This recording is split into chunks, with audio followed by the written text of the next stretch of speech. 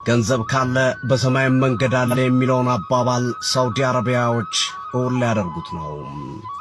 ከ9 ዓመታት በኋላ የሚከናወነውን የ2034ቱን የዓለም ዋንጫ እንዲያስተናግዱ ፊፋ የፈቀደላቸው ሳውዲ አረቢያዎች አየር ላይ ስታዲየም ለመገንባት ዝግጁ መሆናቸውን ይፋ አድርገዋል።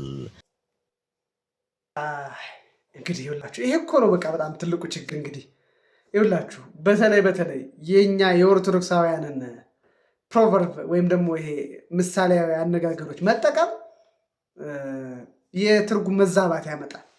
ገንዘብ ካለ በሰማይ መንገድ አለ ብለው ያሉ አባቶቻችን ለምንድን ነው? ይህን ማወቅ ነው። እንደው ጋዜጠኛ ሆነ በአማርኛ እየተናገር እንዲህ ስትል በጣም ነው ያሳፍረው። ሆኖት ገንዘብ ካለ በሰማይ መንገድ አለ ማለት ምን ማለት ነው? መጠየቅ ነው። እንደው በገንዘብ ትኬት ገዝተህ በአውሮፕላን መብረር ማለት ነው?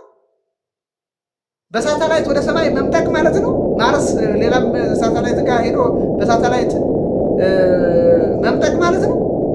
እንደዛ ማለት አይደለም።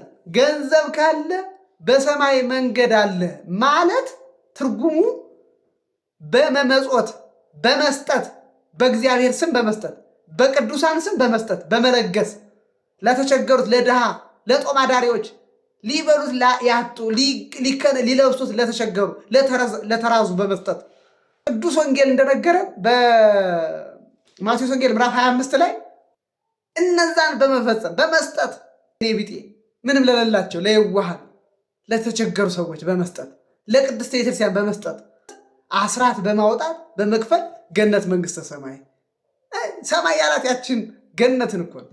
በሰማይ መንገድ አለ ማለት በገነት መንገድ አለ። ወደ ገነት መነጠቅ ይቻላል ነው፣ በመስጠት በመመጽወት ነው። ያሳዝናል። ለማንኛውም ትርጉሙ የሆነ ሳለ ዓለማውያን ግን በዚህ ልክ እንዲህ ለስጋዊ ነገር መተርጎምና እንዲሁ መጠቀም አግባብ አይደለም። በመሰረቱ አግባብ አይደለም። ይሄው ነው። ሰላም